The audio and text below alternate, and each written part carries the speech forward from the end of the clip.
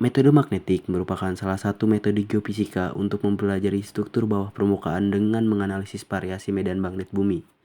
Teknik ini memanfaatkan perbedaan stabilitas batuan untuk mengidentifikasi jenis batuan, struktur geologi, potensi geotermal, mineral logam, dan lainnya. Anomali magnetik mencerminkan distribusi batuan termagnetisasi di bawah permukaan. Dengan mengukur medan magnet bumi total dipengaruhi oleh sumber eksternal, IGRF, dan anomali magnetik. Tujuan dari penelitian memiliki beberapa poin. Yang pertama, menghitung koreksi harian dan IGRF serta menentukan pola anomali total intensitas magnetik. Yang kedua, melakukan pengolahan data menggunakan filter reduksi kontinuasi ke atas dan ke bawah. Yang ketiga, memahami analisis spektral termasuk penggunaan berbagai filter, penentuan kedalaman, serta pemisahan anomali regional dan residual. Yang keempat, mengolah data anomali dengan metode enrichment. Yang kelima, melakukan forward modeling data magnetik dan menginterpretasi struktur geologi.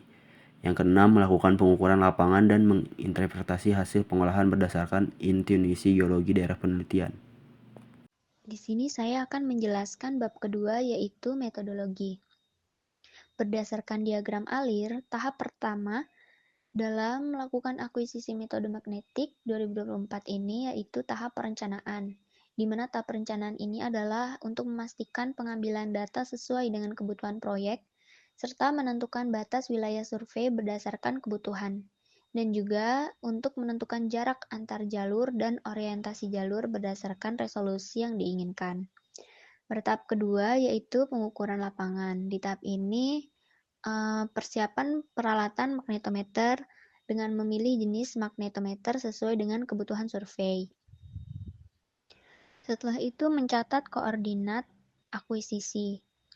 Setelah koordinat dicatat dengan menggunakan GPS untuk menentukan lokasi pengukuran secara akurat.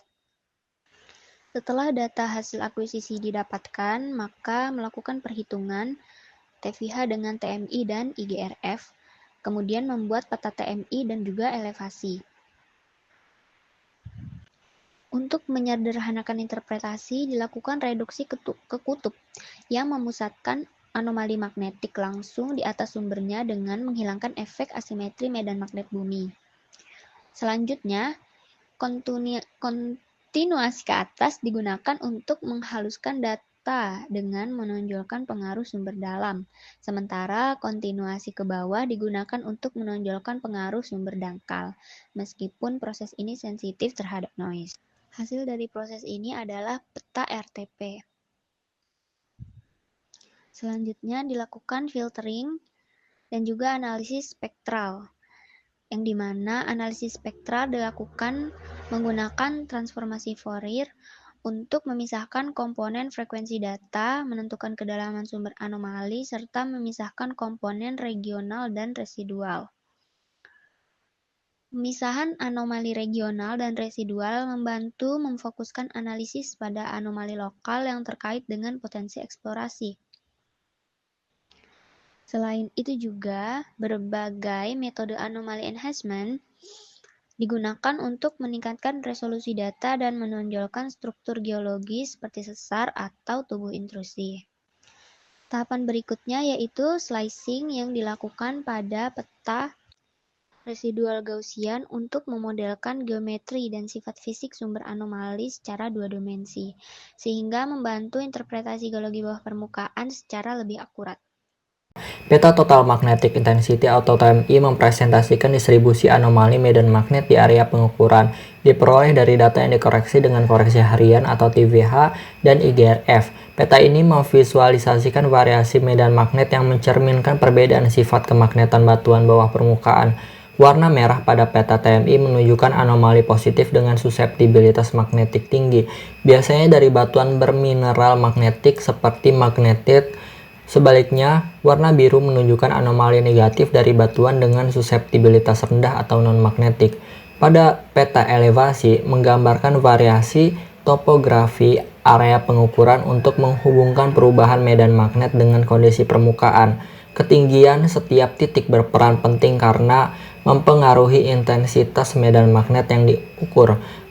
Pada peta elevasi, Warna merah mencerminkan area dengan intensitas magnet lebih tinggi dari rata-rata, sedangkan warna biru menunjukkan intensitas lebih rendah. Korelasi antara topografi dan distribusi anomali membantu analisis geologi bawah permukaan ini. Ada pengertian peta RTP, yaitu mengubah data magnetik menjadi seolah-olah diukur di kutub magnet bumi, di mana medan magnet tegak lurus terhadap permukaan. Ada variasinya, yaitu peta RTP-UC dan peta RTP-DC.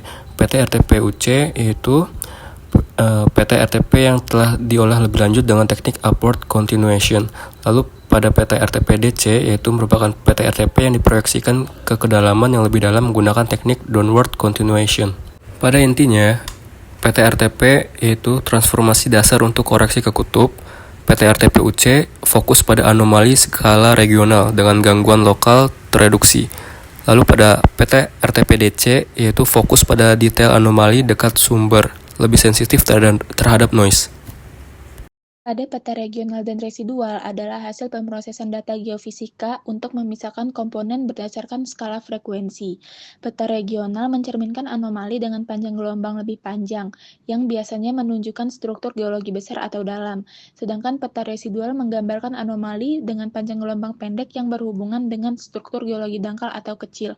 Untuk menghasilkan peta ini digunakan filter Gaussian dan Butterworth. Filter Gaussian bekerja dengan transisi frekuensi yang lebih halus menggunakan fungsi distribusi normal, tetapi kurang fleksibel dalam mengontrol tingkat pemisahan. Sebaliknya, filter Butterworth memiliki karakteristik roll-off yang lebih tajam dan fleksibilitas lebih tinggi dalam mengatur frekuensi cut-off, sehingga menghasilkan pemisahan yang lebih presisi. Pemilihan filter residual Butterworth pada peta slicing didasarkan pada kemampuannya untuk memisahkan komponen regional dan residual dengan lebih jelas, memberikan hasil yang lebih akurat dan mengidentifikasi struktur geologi dangkal. Filter ini juga memberikan fleksibilitas pengaturan parameter dan akurasi yang lebih tinggi dibandingkan filter Gaussian, sehingga lebih efektif dalam analisis geofisika yang memerlukan detail tinggi.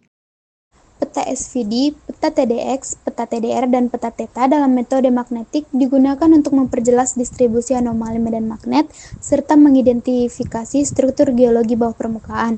Pada hasil yang telah didapatkan, terdapatnya beberapa variasi warna yang menunjukkan tingkat elektromagnetik tiap anomali yang berbeda, yang mana pada warna biru menunjukkan anomali yang rendah, yaitu batuan non-magnetik. Pada warna merah sampai merah muda menunjukkan anomali tinggi seperti sumber magnetik yang dangkal. Pada peta SVD menonjolkan anomali lokal dengan mengurangi pengaruh tren regional, yang mana dengan gradien tajam pada peta mencerminkan batas geologi atau sesar. Pada peta TDX menunjukkan anomali lebih jelas dan intens, yang mengindikasikan struktur besar seperti intrusi magma atau sesar. Sedangkan pada peta TDR menunjukkan variasi medan magnet yang lebih halus yang berguna untuk mendeteksi struktur kecil atau batas litologi. Dan yang terakhir, pada peta theta dengan fitur khusus memberikan representasi anomali yang lebih jelas dibandingkan SVD, TDX, dan TDR yang dapat kita lihat pada hasil yang dapat mengindikasikan struktur besar sesar atau pola linier yang signifikan dalam distribusi medan magnet. Analisis spektral dilakukan untuk memperkirakan kedalaman sumber anomali di bawah permukaan. Data spektral yang dihasilkan diolah untuk mendapatkan nilai kedalaman dari kedua komponen, yaitu regional dan residual. Komponen regional menghasilkan kedalaman sekitar 99,2 meter yang mencerminkan lapisan geologi utama, sedangkan komponen residual menghasilkan kedalaman sekitar 51,9 meter yang berhubungan dengan fitur geologi dangkal. Berdasarkan garis tren yang dihasilkan, 3 titik teratas didefinisikan sebagai titik regional dengan melihat nilai logaritma spektral energi yang lebih tinggi, sedangkan selebihnya diplot sebagai titik residual dengan nilai logaritma spektral energi yang lebih rendah. Titik regional yang ditandai dengan warna biru memiliki nilai slope yaitu 0,1984, sedangkan titik residual yang ditandai dengan warna orange memiliki slope 0,1038. Berikut merupakan hasil overlay peta regional dan residual dengan filter Gaussian. Lalu selanjutnya hasil dari peta overlay enhancement, SVD dan theta. Lalu berikut merupakan hasil peta overlay enhancement, TDX dan TDR. Lalu ini merupakan hasil dari peta overlay slicing. Berikut adalah hasil pemodelan 2D dari pengolahan data akuisisi metode magnetik di Kebun Raya ITERA. Pemodelan menunjukkan dua litologi utama, yaitu batu lempung tufan dan batu pasir tufan.